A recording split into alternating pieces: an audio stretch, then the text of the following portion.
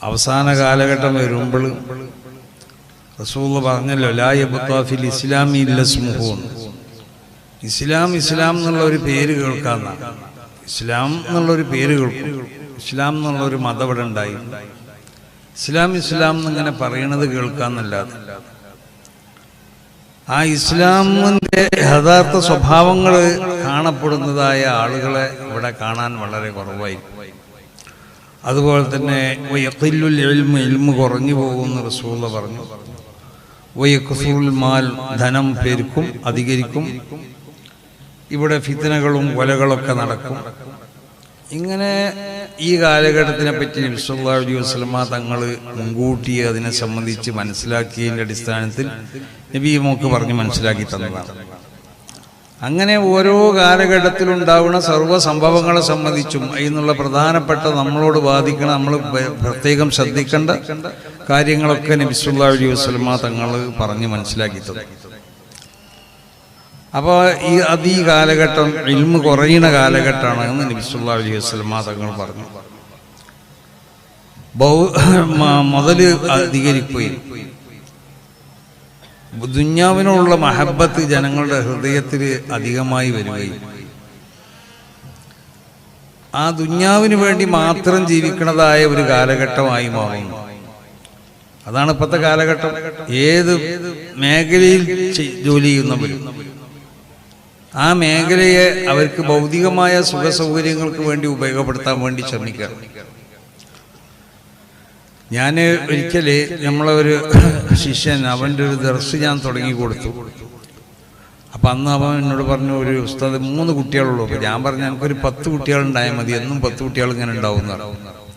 അപ്പം എല്ലാ വർഷത്തിലും 10 കുട്ടികളുണ്ടാവും, അതിലധികം ഉണ്ടാകണില്ല. അപ്പോൾ അവൻ ഒരിക്കൽ എന്നോട് വന്ന് പറഞ്ഞു, ഉസ്താദേ ഇപ്പോൾ 10 കുട്ടികളെ ഉണ്ടാകണുള്ളൂ, അതിലധികം ആവണില്ല. അപ്പം ഞാൻ പറഞ്ഞു, 3 എണ്ണം ആയപ്പോൾ എനിക്ക് 10 കുട്ടികളുണ്ടായത് വളരെ നന്നായി തോന്നിയില്ലേ, എന്നാൽ അങ്ങനെ തന്നെ ഇവിടെ നിന്നോ, ഇനിയിപ്പോൾ അത്ര അധികം ഒന്നും വേണ്ട, അവിടുന്ന് മാറുമ്പോൾ നമുക്ക് ചിന്തിക്കാൻ പറ്റിയെന്ന്. അപ്പം ആ ദർസിൻ്റെ വാർഷികത്തിന് എല്ലാ വാർഷികത്തിനും എന്നെ വിളിക്കും, പക്ഷേ അധിക വാർഷികത്തിന് ഞാൻ പോകാറുണ്ട്. ഒരു വട്ടം അവിടെ ചെന്നപ്പോൾ അവിടുത്തെ നാട്ടുകാർ എന്നോട് പറഞ്ഞു, നിങ്ങൾ ഒരു പണി ചെയ്യണം, തങ്ങളെ നിങ്ങൾ ഉദ്ഘാടനം ചെയ്ത് പോകുമ്പോൾ ഇവിടെ നമ്മളെ പഴയ മുക്രിക്ക് ഒരു പാരിതോഷികം കൊടുക്കാണ്ട് അത് നിങ്ങളെ കൈകൊണ്ട് കൊടുക്കണം എന്ന് പറഞ്ഞു. അപ്പം ഞാൻ ചോദിച്ചു, മുക്രിക്ക് എന്താ ഇത്ര വലിയ പാരിതോഷികം കൊടുക്കാന്ന് ചോദിച്ചു. അപ്പം അയാൾ ഒരു 10-80 വയസ്സായിക്കണം, ഒരു 10-75 വയസ്സ് വരെ അയാൾ ജോലി ചെയ്തിരുന്നു. അയാൾ കൊടുക്കാൻ കാരണം എന്ന് പറഞ്ഞാൽ ഞങ്ങളെ വാപ്പാറുള്ള കാലത്താണ് അയാളെ മുക്രിയായി നിയമിച്ചത്. അന്ന് അയാളോട് ശമ്പളം ചോദിച്ചപ്പോൾ അയാൾ പറഞ്ഞു, ശമ്പളം ഒന്നും ഞാൻ പറയില്ല, നിങ്ങൾ എന്താ തരുന്നത് എന്നാണ്. പക്ഷേ നിങ്ങൾ പറഞ്ഞ പണിയെല്ലാം ഞാൻ ചെയ്തോളാം. ജോലി എന്ന് പറഞ്ഞാൽ ഒന്ന് പള്ളിയിലെ അന്നത്തെ മുദരിസിന് അല്ലെങ്കിൽ ഖത്തീബിന് ഭക്ഷണം കൊടുത്തു കൊടുക്കണം, ഹൗദിൽ വെള്ളം നിറക്കണം. ഹൗദ് എന്ന് പറഞ്ഞാൽ അന്നത്തെ കാലത്ത് ഇപ്പോഴത്തെ പോലെ മോട്ടറൊന്നുമില്ല, വെള്ളം കോരി പാർന്ന് ഹൗദിലേക്ക് എത്തുന്ന സംവിധാനം അതുമില്ല. അപ്പോൾ കുറേ ദൂരത്തുനിന്ന് വെള്ളം കോരി അത് ബക്കറ്റിലോ മറ്റോ നിറച്ച് കൊടുത്തിട്ട് ഹൗദ് കൊണ്ടുപോയി നിറക്കണം. പിന്നെ കബറ് കളക്കുമ്പോൾ കബറാളിൻ്റെ കൂടെ കൂടി കൊടുക്കും വേണം. പിന്നെ മയ്യത്ത് കുളിപ്പിച്ചു കൊടുക്കണം, ബാങ്ക് കൊടുക്കും വേണം. ഇങ്ങനത്തെ പള്ളിയിലുള്ള പണികളൊക്കെ. അങ്ങനെ അന്ന് അയാളെ ചെറുപ്പ കാലഘട്ടത്തിൽ അവിടെ പള്ളിയിൽ നിന്നപ്പോൾ ഒരു ശമ്പളം പറയാതെ നിന്നു എന്ന് പറഞ്ഞു. അങ്ങനെ അയാൾ പിരിഞ്ഞു പോകുമ്പോൾ, ഇപ്പം അടുത്ത കാലത്തായിട്ടാണ് പിരിഞ്ഞു പോയത്, ഒരു 5-8 കൊല്ലം മുമ്പ്. അന്ന് അയാൾക്ക് ശമ്പളം 600 റുപ്യുള്ളൂ. ഇതുവരെ അയാൾ നമ്മളോട് ശമ്പളമൊന്നും പറഞ്ഞിട്ടില്ല. ഈ പണിയൊക്കെ അയാൾ ചെയ്യലുണ്ട്. പക്ഷെ അയാൾ ഒരു ഡിമാൻഡ് മാത്രമാണ് ഇങ്ങോട്ട് പറഞ്ഞത്. ഖബർ കളക്കണ സമയത്ത് ബാങ്ക് കൊടുക്കണ സമയമാണെങ്കിൽ ബാങ്ക് കൊടുത്തുകൊണ്ട് ഞാൻ ഖബർ കളക്കാൻ സഹായിക്കാൻ വരില്ല, നിൽക്കാനും കഴിഞ്ഞിട്ടേ വരുള്ളൂ, എനിക്ക് ഇമാമിൻ്റെ കൂടെ തക്ബീറത്തുൽ ഇമാമിൻ്റെ ഫളീലത്ത് എത്തിക്കണം എന്ന് പറഞ്ഞു. അങ്ങനെ ശമ്പളം ഒന്നും വാങ്ങാതെ കൊടുക്കണ ശമ്പളം വാങ്ങി നിന്ന് ആ മനുഷ്യനിക്ക് നാട്ടുകാർ സൗകര്യങ്ങളൊക്കെ ചെയ്തു കൊടുത്തു. അയാൾക്ക് വലിയ വീടുണ്ടാക്കി കൊടുത്തു. അയാൾ 2-3 വട്ടം അയാളെയും ഭാര്യയും നാട്ടുകാർ ഹജ്ജിനുണ്ട്. അയാളെ മക്കളൊക്കെ അവർ കെട്ടിച്ചു കൊടുത്തു. ഇപ്പം അയാൾ പിരിഞ്ഞപ്പോൾ അയാൾക്ക് ഒരു 2 ലക്ഷം റുപ്യ വിദേശത്തുള്ള കുട്ടികളെല്ലാം സംഘടിപ്പിച്ച 2 ലക്ഷം റുപ്യ ഒരു വലിയൊരു ബോക്സ് ഉണ്ട്. ആ ബോക്സിൽ എന്താ ഉള്ളത് എനിക്കറിയില്ല. അതുമാണ് ഇയാൾക്ക് പാരിതോഷികമായിട്ട് അവർ കൊടുക്കണം. ഇതിരുന്ന് മുൻകഴിഞ്ഞ ഈ രംഗത്ത് പ്രവർത്തിക്കുന്ന മഹാന്മാരാവുന്ന മുക്രിമാരാണെങ്കിലും മുദരിസന്മാരാണെങ്കിലും വാഴിവന്മാരാണെങ്കിലും അവരൊക്കെ സ്വഭാവം അതെ. അല്ലാഹു സുബ്ഹാനഹു വ തആല അവരുടെ ജീവിതത്തിലെ എല്ലാ മേഖലയിലും അല്ലാഹു ബർക്കത്ത് ചെയ്തിട്ടുണ്ട്. അപ്പം എന്നാൽ അതൊക്കെ മാറിയിട്ട് ഇതൊക്കെ ഒരു ഭൗതികമാവുന്ന സുഖ സൗകര്യങ്ങൾക്ക് വേണ്ടിയുള്ളൊരു പ്രവൃത്തിയായിട്ട് മാറുന്നുണ്ടോ എന്നുള്ളതാണ് നമ്മൾ സംശയിക്കേണ്ടത്. മഹാനാവുന്ന അബൂ ഹാസിം തങ്ങൾ ഒരിക്കൽ പറഞ്ഞു, കാനൽ ഉലമാഉ ഫീമാമല്ല യത്ലുബുഹുമുസ് സ്വലാത്തീൻ. കഴിഞ്ഞ കാലഘട്ടത്തിലൊക്കെ പണ്ഡിതന്മാർ അവരെ തേടിയും കൊണ്ട് അവരെ നോക്കി അവരെ വീട്ടിലേക്ക് മന്ത്രിമാരും മറ്റ് പണക്കാരൊക്കെ അവരെ അങ്ങോട്ട് തേടി ചെല്ലുകയാണ്. ഓഹും യഫിറൂന മിൻഹു. എന്നാൽ ആലിമീങ്ങൾ ഇവരെ കാണുമ്പോൾ ഒഴിഞ്ഞ് ഒളിക്കലാണ് ചെയ്യൽ. കാരണം എന്തെങ്കിലും പ്രശ്നങ്ങൾ വന്ന് പറഞ്ഞ് ചിലപ്പോൾ നമുക്ക് ഇടപെടാൻ പറ്റാത്തതായിരിക്കും. അത് ഇടപെട്ടിട്ടില്ലെങ്കിൽ അവരിൽ നിന്നുള്ള ഉപദ്രവം ഉണ്ടാവും. അത് മനസ്സിലാക്കിക്കൊണ്ടിട്ട് അങ്ങനെ അവർ ഓടി ഒളിക്കലെന്ന് ചെയ്തിരുന്നത് കണ്ടില്ലേ. മഹാന്മാരാവുന്ന പല അയിമ്മത്തിനും അവർ ഖുർആൻ മഖ്ലൂഖാണോ അല്ലേ, അപ്പോൾ അത് പറയാത്തതിൻ്റെ കാരണം കൊണ്ടിട്ട് അവരെ പിന്നെന്താക്കി ഖുർആൻ മഖ്ലൂഖ് ആണ് എന്ന് പറയാത്തതിൻ്റെ കാരണം കൊണ്ടിട്ട് ജയിലിലടക്കപ്പെട്ടു. അങ്ങനെ പലരും പല പ്രയാസങ്ങളും മഹാന്മാരാവുന്ന അയിമ്മത്ത് മുമ്പ് അനുഭവിച്ചിട്ടുണ്ട് പല ഭരണകർത്താക്കളിൽ നിന്നിട്ട്. അപ്പോൾ ഇവര് അന്നത്തെ കാലഘട്ടത്തിലുള്ള പണ്ഡിതന്മാര് അവർ യത്ലുബുഹുമുസ് സ്വലാത്തീൻ, രാജാക്കന്മാരും മുതലാളിമാരൊക്കെ അവരെ തേടി വരും. പക്ഷേ വഹും യഫിറൂന മിൻഹു. അവരെ കാണുമ്പോൾ വലിയ ഒളിച്ചോടിപ്പോലെ പണ്ഡിതന്മാർ, ഇവർക്ക് മുഖം കൊടുക്കാൻ കഴിയില്ല എന്ന് വിചാരിച്ചു. അമ്മൽ യൗമ, അന്നത്തെ കാലഘട്ടത്തിലോ അൽ ഉലമാഹു ജമഉൽ ഇൽമ ബിഹദാഫിരിഹി, ഇൽമിനെ അതിന്റെ പേരോട് കൂടി അവർ ഒരുമിച്ച് കൂട്ടി. എല്ലാ ഇൽമിന്റെ മേഖലകളെയും അവർ സമ്പാദിച്ചു. പക്ഷേ വഹും യത്ലുബൂന സ്വലാത്തീൻ, അവർ രാജാക്കന്മാരെ തേടി അങ്ങോട്ട് ഇല്ലാണ്, അല്ലെങ്കിൽ മുതലാളിമാരെ തേടി അങ്ങോട്ട് ഇല്ലാണ്, മന്ത്രിമാരെ തേടി അങ്ങോട്ട് പോവുകയാണ്. എന്നാലോ വഹും യഫിറൂന മിൻഹു, ഈ മുതലാളി എന്താവും മുസ്ലിയാരെ കാണുമ്പോൾ അല്ലെങ്കിൽ മന്ത്രി മുസ്ലിയാരെ കാണുമ്പോൾ എന്താക്കും, വഹും യഫിറൂന, അവരിപ്പോൾ ഒളിച്ചുകൂടുകയാണ്. കാരണം എന്തെങ്കിലും പിരിവോ അല്ലെങ്കിൽ വേറെ വല്ല എന്തിനെങ്കിലും പിന്നെ ആവശ്യപ്പെട്ടുകൊണ്ടാണോ വരണമെന്ന് വിചാരിച്ചിട്ട് അവർ ഒളിച്ചോടി പോവുകയാണ്. ഇതാണ് ഇന്നത്തെ അവസ്ഥ. അപ്പൊ ഈ അവസ്ഥ എന്തുകൊണ്ട് എന്ന് ചോദിച്ചാൽ ഇൽമിനിക്ക് അടിസ്ഥാനപരമായി വേണ്ടത് തഖ്വയാണ്. വത്തഖുല്ലാഹ വയുഅല്ലിമുകുമുല്ലാഹ്. മഹാനാവുന്ന ഷെയ്ഖുൽ മശായിഖ് ഖുതുബുൽ അഖ്താബ് മുഹ്യിദ്ദീൻ അബ്ദുൽ ഖാദിർ ജിലാനി തങ്ങൾ 4 ആലിമീങ്ങളെ ഓരി വെച്ചു. അതിന്ന് മൂപ്പര് അവസാനമായിട്ടൊരു വിഭാഗത്തിനെ പറ്റി പറയുന്നുണ്ട്. ആ വിഭാഗം എന്ന് പറഞ്ഞാൽ ആരാണ്? വഹുമുൽ മദ്ഊഊന ഫിൽ മലകൂതി അളീം. ആലമുൽ മലക്കൂത്തിൽ അളീം എന്ന് പറയപ്പെടുന്ന ആള്, ആലമുൽ മലക്കൂത്തിൽ അളീം എന്ന പേരുകൊണ്ട് വിളിക്കപ്പെടും. ആ വിഭാഗം പണ്ഡിതന്മാര് അവരാണ് യഥാർത്ഥ പണ്ഡിതന്മാര്. ഇൽമിന്റെ മുഖ്തദ അനുസരിച്ച്, ഇൽമിന്റെ പഠിച്ചതനുസരിച്ച് അമൽ ചെയ്യുന്നതായ അലിം. മറ്റ് 4 വിഭാഗത്തിൽ 3 വിഭാഗത്തിനെ മൂപ്പര് എണ്ണി പറഞ്ഞു. ഒന്ന്, അവര് ഇൽമിന്റെ മുഖ്തദ അനുസരിച്ച് അവർ ഘോരം പ്രസംഗിക്കും. അവർ വലിയ പ്രസംഗകരായിരിക്കും. പക്ഷേ അവര് ആ പ്രസംഗം കഴിഞ്ഞ് അവർ പിന്നോട്ട് നിന്നാൽ അവരവസ്ഥ മോശമായിരിക്കും. അപ്പോ അങ്ങനെ 3-4 വിഭാഗത്തിനെ മൂപ്പര് എണ്ണി പറഞ്ഞു. അതിൽ നിന്ന് യഥാർത്ഥ പണ്ഡിതൻ എന്ന് പറഞ്ഞാൽ അത് മഹാനാവുന്ന ഇമാം ഷാഫിഈ തങ്ങൾ പറഞ്ഞതുപോലെ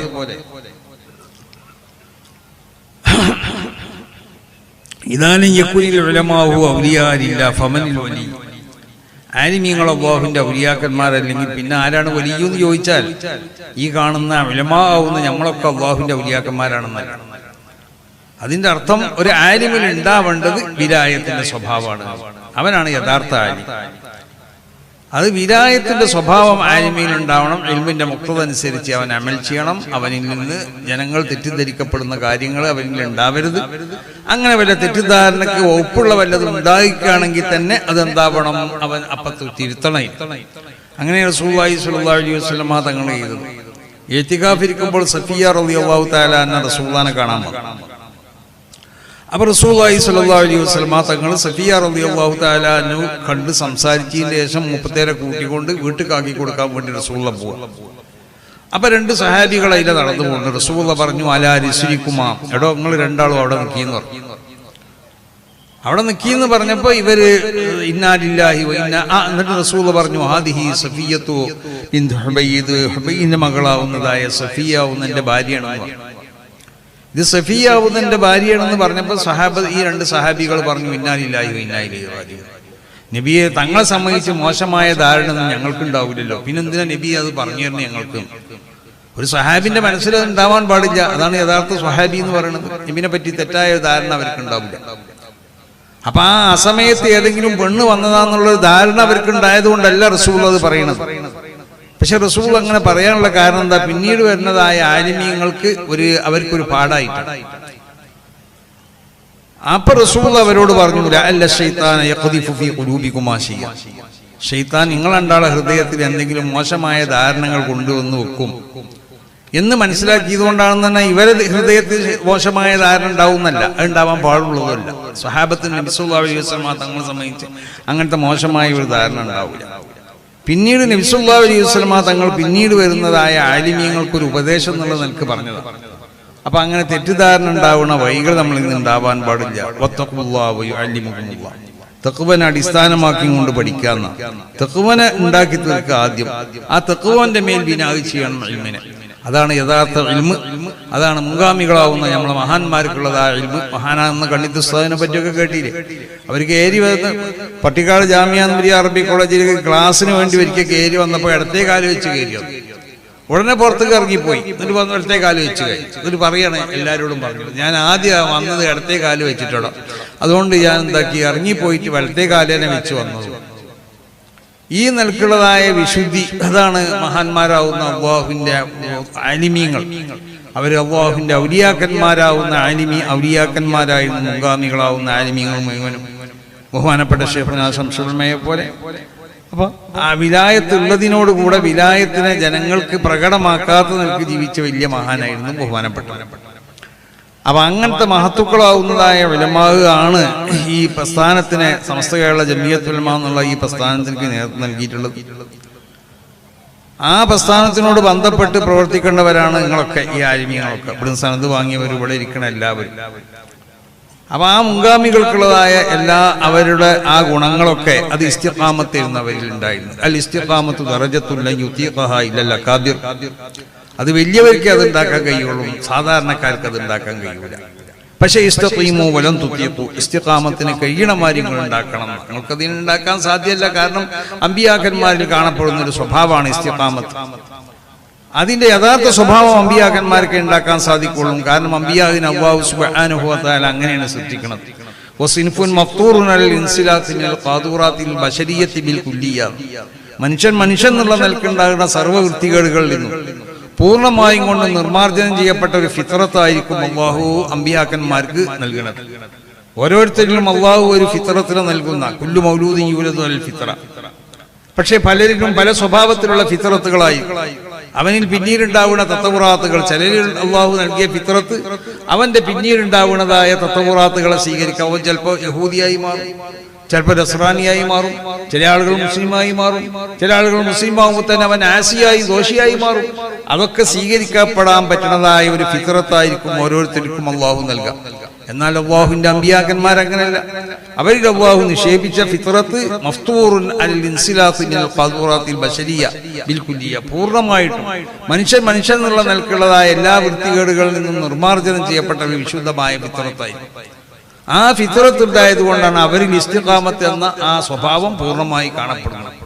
അതുകൊണ്ടാണ് സർവ്വസമയത്തും അല്ലാഹുവിന്റെ വിശുദ്ധമായ ഹദ്റത്തിലാണെന്നുള്ള ബോധത്തോടു കൂടിയായിരിക്കും അല്ലാഹുവിന്റെ അമ്പിയാക്കന്മാർക്കുള്ള ജീവിതം. അതുകൊണ്ടാണ് അവരെ പ്രസവിക്കപ്പെട്ടോടം മുതൽ അവരെ വഫാത്ത് വരെയുള്ള കാലഘട്ടത്തിൽ ഒരു കറാഹത്ത് പോലും അവരിൽ നിന്ന് ഉണ്ടാവുന്നതല്ല, ഉണ്ടാവാൻ പാടുള്ളതുമല്ല. ഒരു നബിയൊന്നും ഉണ്ടായിട്ടും ആ നിലക്കുള്ള വിശുദ്ധിയാണ് ഇസ്തിഖാമത്ത്. അതുകൊണ്ടാണ് അൽ ഇസ്തിഖാമത്തു ദറജത്തുൻ ലൻ യുതീഖഹാ ഇല്ലൽ അകാബിർ. അത് എല്ലാവർക്കും ഉണ്ടാക്കി തീർക്കാൻ കഴിയൂല. അത് ഒരു വലിയൊരു പദവിയാണത്. വലിയ മഹാന്മാർക്ക് മാത്രമേ അത് ഉണ്ടാക്കി തീർക്കൂ. പക്ഷെ നമ്മളോടും ഇസ്തിഖാമത്ത് കൊണ്ടുള്ള കൽപ്പന ഉണ്ട്. അതാണ് ഇസ്തഖീമു വലൻ തുതീഖു. ആ മഹാന്മാരാവുന്ന അമ്പിയാക്കന്മാരിൽ ഉണ്ടാവുന്ന ആ അവസ്ഥകൾ ഉണ്ടാക്കണം. പക്ഷെ വലൻ തുതീഖു, അതിനെ പൂർണ്ണ സ്വഭാവത്തിൽ ഉണ്ടാക്കി തീർക്കാൻ ചിലപ്പോൾ നിങ്ങൾക്ക് കഴിയണമാതിരി ഉണ്ടാവും. അപ്പൊ അതുകൊണ്ടിട്ട് ഇസ്തിഖാമത്ത് അല്ലാഹു സുബ്ഹാനഹു വ തആല നിർവഹിച്ച സർവ്വസംഗതിയിൽ നിന്നും കഴിയണത്ര ഒഴിഞ്ഞിക്കണം. നമ്മൾ അല്ലാഹു കൽപ്പിച്ചത് നിർബന്ധമായ കൽപ്പനകൾ നിർബന്ധമായും ചെയ്യണം. ഹറാമെന്ന് നിർബന്ധമായി ഒഴിഞ്ഞിക്കണം. കറാഹത്തായ സംഗതികളിൽ നിന്ന് ഒഴിഞ്ഞിക്കണം. ഖിലാഫുൽ ഔല അതൊക്കെ നഹി ചെയ്യപ്പെട്ടതാണ്. ഖിലാഫുൽ ഔലയും നഹി ചെയ്യപ്പെട്ടത് തന്നെയാണ്.